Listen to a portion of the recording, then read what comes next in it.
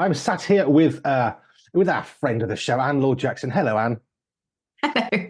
Oh, isn't that nice? A progressive friend of the show. That's lovely. Friend of Always the have been, but yeah. yes, nice you stated it, but it's true. Yes, hello. How are you doing? Yeah, really well, thank you. Really Good, well. good, good. Now, this is a session that we do every single week where Anne Laure Jackson, who is a sensory specialist occupational therapist, comes along and helps us with our sensory needs. But I think frequently people will think, oh, it's a sensory need. Oh, that's ADHD. Oh, that's an 8-year-old child. That's a very, very tiny portion of what you're going to be dealing with. Not obvious details, but what sort of people or problems and ages of people have you been dealing with in the last week?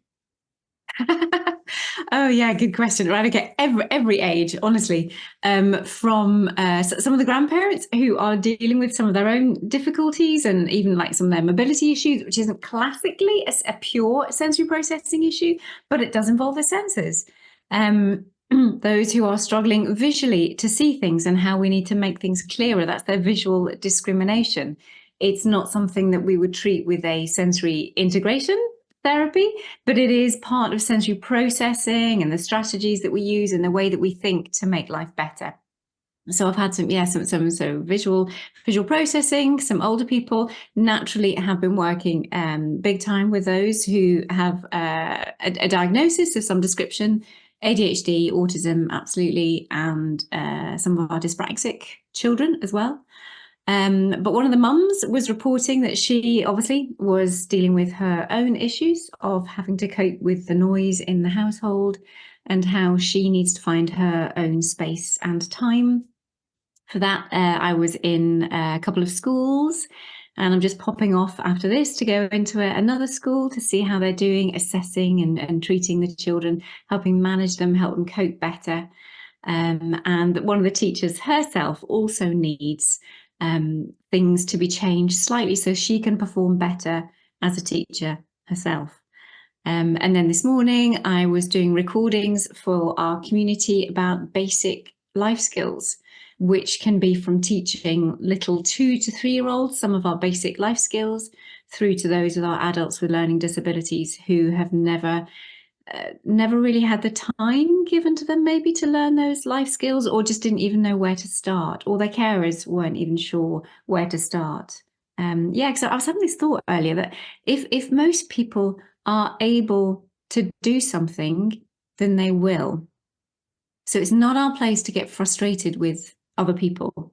If we find that they are not doing something, let's take the pressure off them almost and say, okay, what do I need to do to be able to help them, to be able to support them to do something that they are obviously struggling with, whether that be because they've, just given up, or whether they're frustrated, or whether they've got angry or whatever. If there is a response that's not helpful, then let's step back a bit and see what it is that we can do to help them. So anyway, yes, that was this week. That's where I am just at this moment. It's going to be fascinating, though. I say random, not in a weird way, but that you're just going from so many different ages. So you've got different people who can hear differently and would see life differently, let alone the medical side or the sensory side. You've got somebody in their 70s who's going to have a completely different perspective on living against an 8-year-old or a 30-year-old mum with a 15-year-old. It's amazing, and that must be really interesting. I love it because it keeps me alive, and it also stops me boxing anybody, and it stops me boxing what life is about. Because, as you say, the priorities of a 70-year-old with the life that they've lived, the attitude and the mindsets that they have, it's very different to dealing with an 8-year-old. So it's really lovely just to deal with humanity, just because we're humans, and acknowledging, trying to hear what is important for them and working out the best way that I can help to meet their needs. And it's not about what I think they should be able to do. It's about what they would like to do and how I can help them get to that point. Yeah, it's too easy, isn't it, to put someone in a box and say, right, that's it. We know what you are, therefore this is what you are, this is your problem, this is what you need to do. But we're all completely unique. And I remember our third child, Peter, who is, what is he? He's about 6 years younger than he's the next older brother. And he really struggled with certain things, not because he struggled with them, but because his older brothers, who were lovingly helpful, kept doing things for him if he wasn't doing it as quick as they could. And we had to go through this exercise of, no, stop helping him. I mean, it's lovely that you want to, but he needs to learn. And if you always do it because you're quicker, he won't learn to do those things. So it was never that he struggled. It's just he never had to bother to try. Yeah. Yeah, and that's it's a combination. That's where we start with that. That's the basics. Just give them an opportunity. If they don't get the opportunity, they're not going to learn. They're not going to learn through failing, which is a brilliant thing. I mean, failing isn't a failure.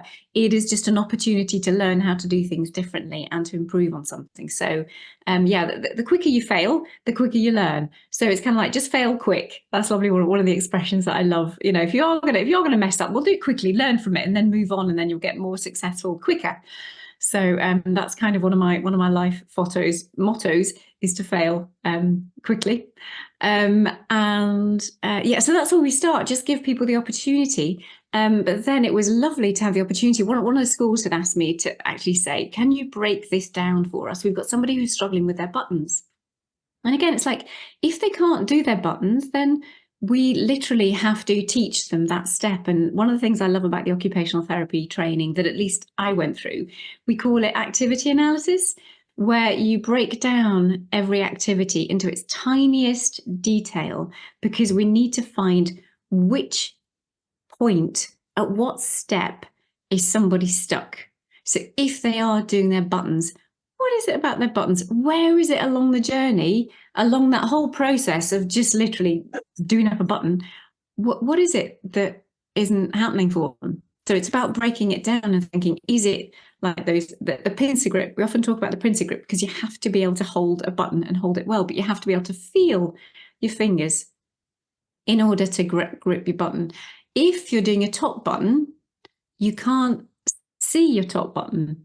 So your eyes can't help you work out where your fingers are. You have to be reliant on your touch system to tell you where your fingers are and your muscles and your joints. And then you've got to be able to grip the button tight enough. Then you've got to be able to you've got to have two sides of the body doing completely different things. So that's quite a high level skill when you've got this hand doing one thing and then this hand doing something else. And they've got to be able to come together. And then you've got to negotiate and work out material. You've got to have enough pressure to push it through the hole, put it through the hole. And then it's kind of like, by the time, sometimes you do your shirt up and realize actually you've got them in the wrong order. It's like, oh no, I have to start my shirt again because I wasn't concentrating or whatever. So it's about how do you start to make sure that your buttons are lined up in the way that they should be. So that's the bit that I love. I love breaking down those activities to look at what senses are involved, but also what are the practical stages and the practical steps that we need as far as opening tins, using a tin opener, doing scissors, the simple things of a social thing of shaking hands with someone. Where do you put your body? Where do you put your eyes? how do you coordinate? How much grip do you use? So yeah, I just spent the morning doing all these lovely videos on these practical life skills. It was great. That's really good. Two things off that. I hadn't thought, I don't wear shirts very often, in fairness. But yes, a top button, of course, you can't see it, can you? You're effectively going blind off memory of where it should be and what should happen. And yeah, that's a really good point. I hadn't thought of that. I was thinking about contact lenses as well, actually, off the back of that, because that's really hard because you're trying to do the one thing you never, ever, ever, ever should do, stick your finger in your eye, and you need to stick your finger in your eye.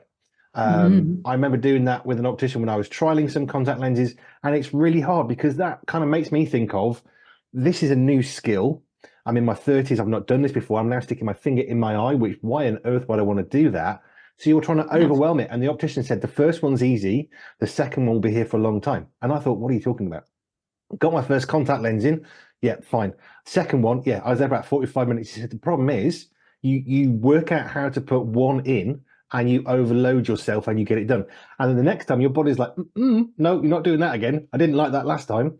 So you then have a memory of this thing you've just overcome. So then you have to overcome it again, but it's now harder. That means that it's that same sort of thing, but with a button. You're not sticking your finger in your eye, but you're trying to tie a button and it's just, oh yes, I have lots of sympathy for that.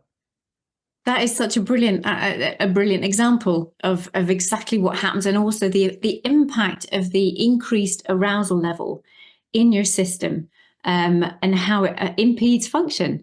So you might be able to do something, the first time you kind of get over it enough, but by that point, your system has actually been flooded with a lot more neurochemicals, a lot more kind of like all of this other stuff that's going on. So it totally distorts the function to then be able to manage. You need to kind of like recalibrate and do the rest of it. And you need a lot of cognitive overriding at that point, as well as we could have, done some sensory strategies, but some real cognitive, which is your thinking brain to try and help you get over, no, I can do this, and this is what I have to do. And you slowly talk yourself through the stages of things that need to happen. But it is, putting in a contact, as you say, it's everything that you don't psychologically want to do. But then also from a sensory perspective, the one thing that you can't do is see very well. That's why you need contacts in the first place. And then you're dependent on your tactile system to be able to catch and have those fine details, that fine maneuverability in that finger to then be able to place it where you need to, totally dependent on your tactile proprioceptive system, because your eyes, again, are taken out of the equation, because that's the whole reason why you need contact. So... And then I was getting frustrated, and I could feel anger growing because I couldn't get myself to do the one thing I was trying to get myself to do. And at one point, the optician said, "Let's just take a pause for 5 minutes. It's normal. Right. Don't lose the plot and don't lose hope. Let's just have a break and a reset," which is the words they're using. So I just felt this overwhelming anger of, why can't I do what I've just done that I want to do that now I can't do? And it's just building up inside. Yeah. That's absolutely massive. So it's a massive part of then being a therapist and helping, because that is the human reaction to virtually everything that is new, everything that we think we ought to be able to do. And that's why so many of my my sensory people are, a big part of it is just like, look, this is totally understandable. Don't get more annoyed than you need to. Don't get annoyed with yourself, because it's not you yourself that has the issue here. Your brain isn't processing, and you getting frustrated or annoyed with yourself isn't going to help. You just need to love yourself, to know that we are going to improve. We will get your senses more integrated. There are ways through this, and it will be so much better for your brain to function when you are more at peace. When we get stressed, so much disappears. So yeah, a massive part is trying to speak to and to deal with the anger, the frustration, the annoyance, the shame sometimes of just thinking, I should be able to do this. Why can't I do something? And often, loads of reasons, but my bit is to break it down and make sure that the individual stages and the steps are understood, and that each one is mastered before folks move on and trying to put the whole thing together. And don't get frustrated. And if you're going to go and try contact lenses, speak to Anne first. Get some help. My word, that was a long day. But that shame thing, that was exactly it. Well, I've just done it. Why can't I do it twice? If I can do it once, I should be able to do it twice. And that was the key for me to not being able to move forwards. And then once I actually accepted that, I had a little pause and a break. They got me a glass of water, just calmed down, and we had another go from scratch. All of a sudden, I got it in. But yeah, it was really that shame thing. That I can definitely identify that. I don't sort of think of myself as having sensory issues, but clearly I'm going to have them if it's something I don't know how to do. So if somebody can't do it, they can't do it. And if they've had a trauma, now they can't do what they know they used to be able to do. And there's even more frustration, which has got to be overcome. That piece is such it's so important, isn't it? It is so important. From to take it down another path. If you're talking about sensory processing issues, we often describe, especially those who have more physical issues, this kind of dyspraxia. We're dealing with individuals who might be utterly amazing, doing their own thing in their own way. They can dance phenomenally. They look majorly coordinated, and yet you ask them to do like Simon says, or you ask them to specifically do a motor plan, do an action that someone else is giving them to do, and they are struggling. they can't organize how to put their bodies to do just what you've asked them to do, so that they can't copy their movement patterns. That the dance moves, they're not going to be great, in dance. Some of the sports that are needed, you need to do various things, and they just can't coordinate their bodies in the same way. And that's another hard thing, when actually they can't organize their bodies in the first place. Or for some people, we when we're doing assessments, we ask them to do it 10 times, because sometimes there's a real blip at 5, which is similar to your eye contact thing. So if they are doing some skipping, they might be able to do skipping kind of like once, because they've just spontaneously worked out how to do it. But then to continue skipping, you need that motor plan. You need to have that good integration to keep going, to keep planning that movement over and over and over again. And people hit 5 and then they can't do it anymore, which is like your eye thing. It's the most bizarre thing. It's the most bizarre thing to observe, but it happens all the time, because we've got a jam somewhere in the brain, a traffic jam, and the signals aren't getting through anymore. They were starting off fine, but then there's too much going on to process, and the brain goes, can't do it, and they can't, literally, and they stop skipping. Weird. Is there a difference between, we were talking about older and younger people earlier. Is there a difference between somebody who's younger, who's struggling to do something like put a top button, and somebody who's older, like I was, trying to put a contact lens in? Is there a difference between how younger and older people approach this kind of physical, mechanical, doing something with your fingers? Is there a difference in approach, and is there a different response from you on how to do older people get more frustrated, I guess, is my question. I think it does depend on personality. The interesting thing is, with younger ones, there's the recognition that the brain just hasn't got there yet. So there's a lot of work we can do really positively to build all the different skills. One of the nice things that I often do is just checking that folks can actually touch each individual finger with their thumb. It's a unique human thing to be able to oppose our fingers to our thumbs. Monkeys can't do that. I'm just doing it now. What you want to be able to do, if anybody's watching on YouTube or otherwise, is actually just take it one by one. Ideally, also behind your head, so that you actually can't use your eyes to check that you are able to touch each individual finger, and go down, and then you come up again. And if you can't do that, then we've got some tactile registration. But normally, when you're dealing with a younger child, then it's probably because they just haven't got there yet. So that developmentally, you just want the brain to fire in place, because we are designed to have all our senses integrated. That's the lovely blueprint of which we have as humans. It's all laid down for us, and God just says, "Boof, go." So we just develop, and it just happens. So developmentally, we just want to be able to support that and to make the brain and body connect as best possible. When we are dealing with adults or older people, sometimes it's that they've never had it, and we need to work again developmentally, just make sure we've got those senses integrating and working properly. But as folks get generally older, then it's more that the sensory perception, the processing is just getting older, not processing as quickly, not firing and connecting as well as it used to. So it's coming from a slightly different place, but we still work to support those. But the actual attitude of either, I have 8-year-olds who are just utterly wiped out. They're exhausted by everything that they've tried to do for all the years, and often because they haven't been recognized, or people have called them stupid or lazy, or they're stubborn, or they're just annoying, and they've had all this negativity spoken over them. So some of them can be in a really bad place, just as much as some of our older people are feeling utterly defeated by life and the things that they have just struggled with, and are able to do less and less. But then you also get the ones that are like, oh yeah, finally, especially when they finally find something to do, they're so up for it. And it's just like, oh, tell me what to do and I'll do it. And then you've got our older folk who are just like, oh, finally, we've got something, we know what to do. Let's go and let's go to it. So I think it is much more a personality and support. The support around the individuals is massive too. But that illustrates why it's so important, the words that we speak out, especially if we're any sort of vague position of authority.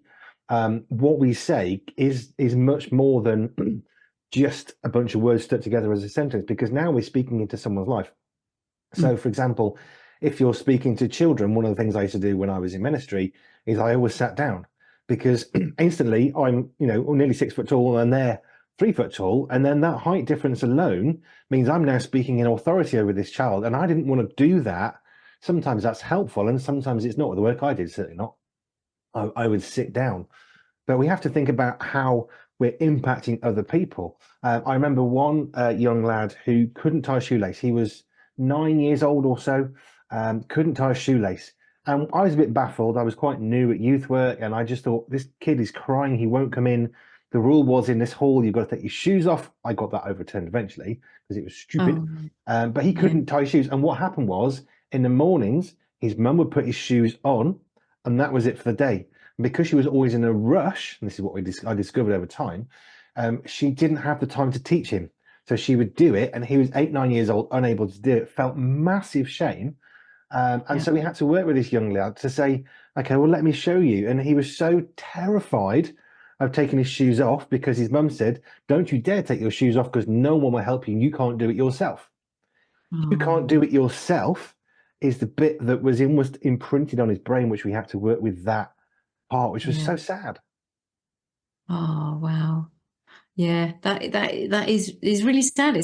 But that's how it is, isn't it? And that's how it is all the time. And that's kind of like where now, yeah, my shoelace program, there's 4 different ways that I show on there. It's just like, well, this is how you just need somebody to spell it out to you. And sometimes the way that we were taught to do our laces, we just think that way it should be the way that everybody does it.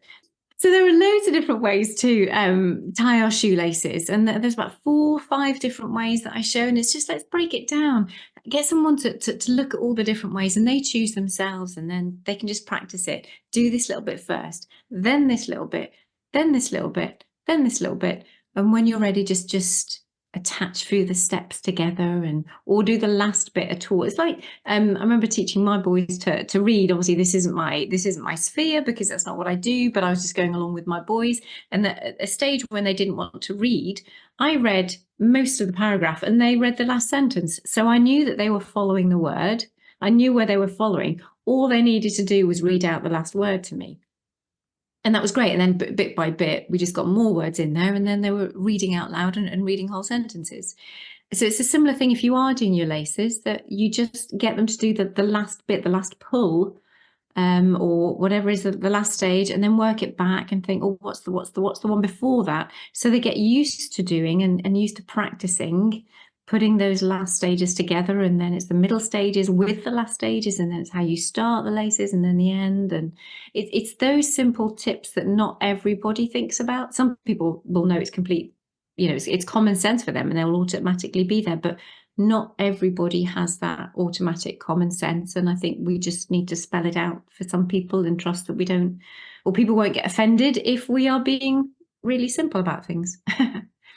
Yeah, but I think it comes again what I was saying a little while ago, that we've really got to be careful how we speak into people's lives, because we can cause so much damage by statements of fact that we make that maybe we didn't even intend to be a statement of fact. But if we're in any sort of position of authority, now it's got weight behind it, and we can really traumatize someone unintentionally or intentionally, perhaps, and cause damage. And then we've got issues later on in life that build because someone can't do the shoelaces. Now they can't do their shoes. They get really anxious. Now they're not going to go to a club or a group because they can't take. It's all that stuff, and it builds. And like you say, breaking it down into those little small pieces. At what stage of these 10 steps are you struggling? Okay, well, let's work on that one. And then when that one's, growing in confidence, then the rest will follow. But the idea, I remember actually at school, we had to write an essay. How do you tie a gentleman's tie? Write it out descriptively. And it's one of most difficult challenges I have ever done to try and textualize what you do with the hole and the knot and the tie. And it's really hard when we actually try and break these things down, isn't it? Oh, that's amazing, because that's exactly what I was doing today. And so I'd written it for a school we were working with school a few weeks ago, and I just thought, it'd be easier for me also then have a video, so we've got it alongside each other. But it's literally what you did your essay, and that's so funny. But yeah, so what do you do, and where do you put it? And you're crossing your hands, and you're up and you're round, and then it's complicated. It really is really complicated how to put on, and then it's taking it off. Okay, so it's one thing putting on a tie or doing your shoelaces up, but then you've got to undo them. It's like, how do we do those well? So yeah. I remember someone saying if you've got your shoes tied in a certain way and you pull one of the long strands, it will always undo, which in principle is true, unless it's got a bit messed up before, in which case if you pull really hard, it won't undo. Now you've got a knot that's so super tiny, you need a microscope to undo it. So don't just go off what somebody else said when they're 18 and believe them. Check it out for yourself first. Perhaps not wear the shoe at the time. That was my mistake. I had to cut myself out of the shoe. Yes. Hey. These things happen to test us, right? Thank you, Anne. Because this wasn't planned. I mean, we don't go great lengths and itemize what we're going to talk about. It's just I love just going from topic to topic as it leads. It's wonderful. Thank you. So if you want to know more about Anne Laure Jackson, we now have an affiliate scheme. So if you go to our website pure247radio.org, you can then go to the Get Your Home page, which is this show that I do every afternoon on a weekday. Scroll down and you'll see a link to Anne's website. You win, we win, everybody wins. It's good. And you can then find out more about Anne and all the amazing work she does, including videos on how to do a button. I know things that you didn't think you knew that you what is it? No, things that you didn't know that you didn't know, or that you didn't realize that you needed to know. It's like, that's what I do. Cover the basics. But it's the basics that we don't necessarily know, and things can change. And with our thumbs, we've had some surgery and operation, and now our thumb isn't working as it used to do. And now what we do doesn't work. And why doesn't it work? Well, because your thumb is now at a slightly different angle, but it's just enough that you need to relearn something. Every day should be a learning day. Hey, it should. Do you know, I was even thinking some of the things like so much is like with that pincer grip, and yet we were it's just remarkable, the tiniest little details. What was this one about? I think this was I can't remember what it was now. But anyway, just the little differences. We think most of our fine motor is about pincer grip. We spend a lot of time doing pincer grip and then tripod grip when it comes to handwriting. But actually, there are so many different positions that we need to be able to put our thumb in. And as you say, any kind of surgery can knock that out. And all of a sudden, it's just like, I can't do that the way that I used to. And therefore, there might be a different way that we can think about to make life easier. Thank you. More later next week. If you've got any questions for Anne, if you're not quite sure why you need to press the dot button, that's a different problem. But if you want to know how, Anne is your lady. So get in touch with any questions or topics you want Anne to cover for you here on the Get Your Home show. You can just email us here at the station, hello@pure247radio.org, hello@pure247radio.org. Anne Laure Jackson, thank you kindly. Oh, it's great to see you. See you next time.